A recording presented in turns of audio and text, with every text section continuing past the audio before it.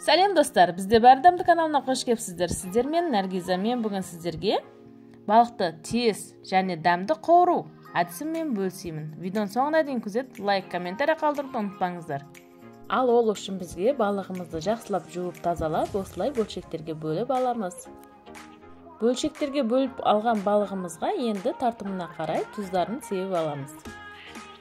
Сіздер де балықтарыңызды осылай тартымына қарай тұздап аласыздар. Алдын ала тұздап қойған балығымыз өте дәмді болып шығады.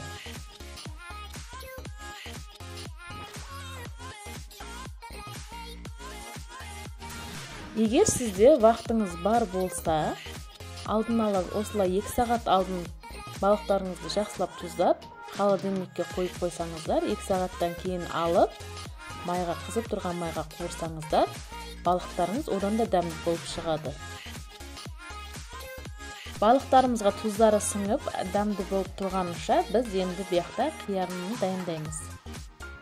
Ал бұл үшін бізге 2 жұмыртқамызды алып, шағып, жақсылап араластырып аламыз. Менде 4 кг балыққа 2 жұмыртқа қосып жатырмын. Егер одан аздау болса, 1 жұмыртқа қоссаңыздар жеткілікті.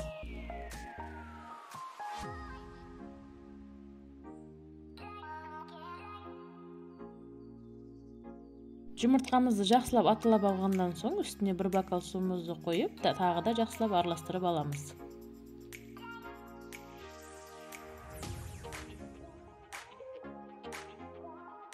Дайын араласпамыздың үстіне 4 ас қасықта ұн саламыз. Ұнның үстінен тұзымызды салып, әдемілеп, тағы да тіктері қалмағанша араластырып аламыз.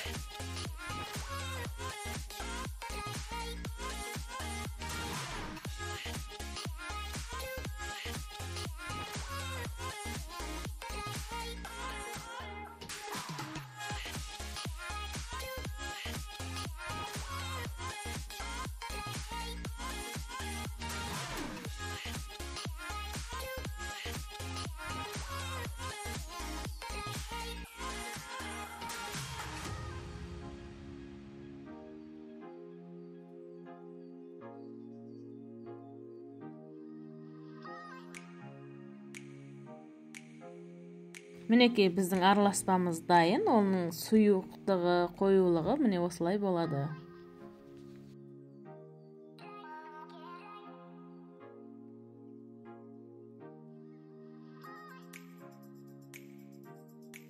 Ал енді осы араласпамызға балықтарымызды ішіне салып қоямыз. Сосын қызып тұрған табамызға салып қуырамыз.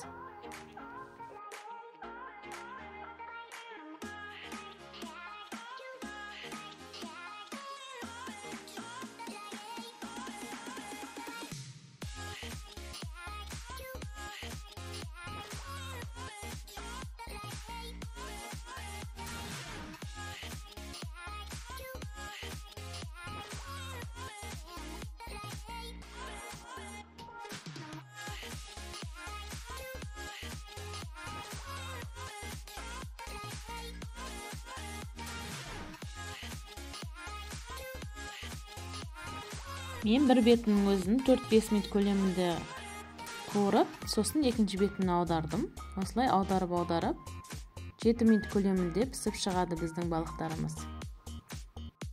Астындағы оты қатты отта тұрмауы керек, орташа отта тұрғаны жақсы. Қатты отта болса, балықтарымыз аралары жақсы піспей қалуы мүмкін. Сондықтан орташа отта 6-7 минут көлемінде пісіріп ала береміз балықтарымызды.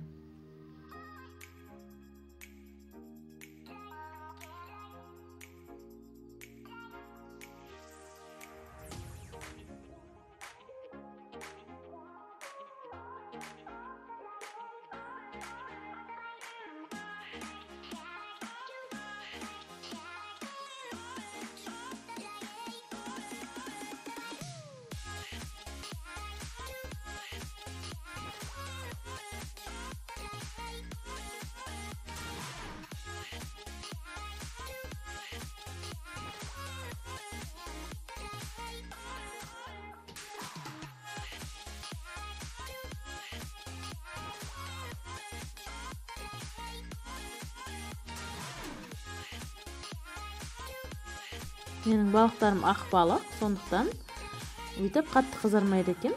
Іштері аппақ болып, кәдімгідей дәу еттері, ал нелері, сүйектері, майда сүйектері почти вообще жоқ. Жақсы балық екен, аппақ балық, бірақ дәмді и қылтанақсыз екен.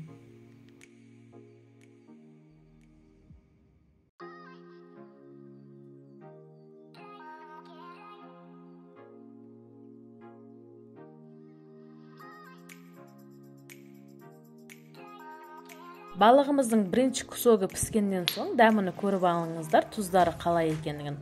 Егер тұзы басым болып кеткен болса, бір салқын суға шайып алып, сосын майға салып қуырыңыздар. Ал тұзы аз болса, тұз қосып жіберіп, кейін тағы майға салып қауыра берсеңіздер болады.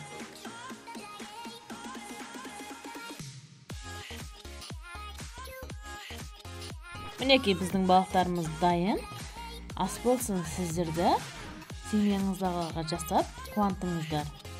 Келесі видеоларда кездескенше сау саламатта болыңыздар.